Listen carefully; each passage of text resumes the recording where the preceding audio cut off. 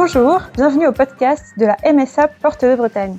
Je suis Amandine, votre reportrice, et aujourd'hui nous allons aborder un nouveau sujet, les cotisations.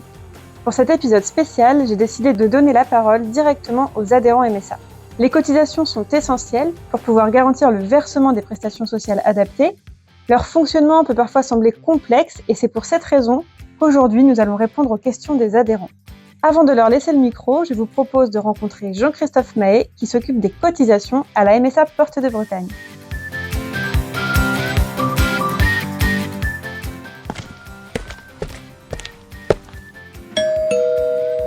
Bonjour Jean-Christophe. Bonjour Amandine. On entend souvent parler des cotisations. Pourquoi devons-nous en payer et à quoi ça sert exactement ? Payer des cotisations permet d'avoir accès aux différentes prestations proposées par la MSA, comme par exemple le remboursement de soins, les indemnités journalières en cas d'arrêt maladie, la retraite, les aides familiales. Ce sont ces cotisations qui permettent le versement des prestations auxquelles les adhérents ont le droit. Comme tout autre organisme qui fonctionne avec des cotisations, la MSA est basée sur un système de solidarité, les actifs finançant les prestations des retraités et des personnes en difficulté. Merci. Camille, exploitante agricole depuis 8 mois, se questionne sur le calcul de ses cotisations. Bonjour Camille. Bonjour Amandine, bonjour Jean-Christophe. Effectivement, je suis jeune installée et je souhaitais savoir comment sont calculées les cotisations que je verse chaque mois à la MSA. Bonjour Camille, c'est la déclaration de vos revenus professionnels que vous réalisez auprès du centre des impôts qui permet le calcul et d'ajuster vos cotisations. Le montant des cotisations dépend de plusieurs facteurs.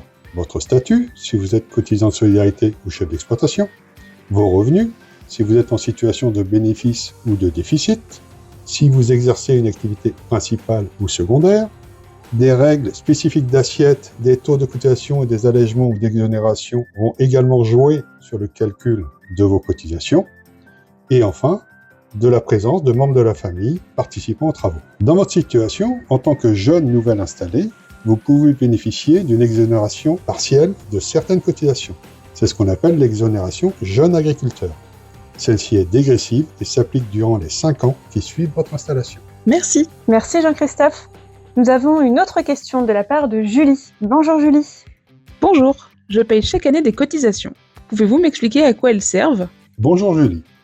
Vos cotisations financent la sécurité sociale qui vous protège, vous et l'ensemble des ressortissants agricoles, face aux aléas et évolutions de la vie ayant un impact financier important. Vos cotisations financent une partie des prestations versées à la MSA, comme par exemple les prestations santé, famille ou encore retraite. Votre sécurité sociale est donc financée par vos cotisations, mais aussi par les impôts et taxes payés par l'ensemble des Français dans le cadre de la solidarité nationale et interprofessionnelle. Son caractère obligatoire garantit cette solidarité. Revenons à vos cotisations. Ainsi, en qualité d'exploitant agricole, lorsque vous versez sur une année 4 200 € de cotisations et de CSG, ce sont 20 000 € de prestations qui sont versées dans le même temps aux bénéficiaires du régime. Vos cotisations et contributions financent donc les prestations versées à hauteur de 21%. Il est à noter que l'effort contributif des exploitants est équivalent à celui de l'ensemble des actifs en France. La solidarité nationale et interprofessionnelle permet de compenser un déséquilibre financier dû au vieillissement de la population agricole. Vous nous parliez tout à l'heure de 100 € de prestations sociales versées par la MSA. Comment cette somme est-elle redistribuée ? Sur 100 € de prestations sociales versées par la MSA, 53 vont vers la retraite. 42 € financent les prestations santé, le remboursement des soins médicaux. 4 € vont pour la famille, le logement, l'insertion. Et enfin, 1 € finance les prestations accident du travail, maladie professionnelle. Effectivement, comme l'a expliqué Jean-Christophe, c'est un système basé sur la solidarité. Par exemple, lorsqu'une femme attend un enfant, les frais d'accouchement et les frais de séjour sont pris en charge à 100% par la MSA. Elle peut aussi bénéficier d'une aide à domicile ou encore d'une prime de naissance.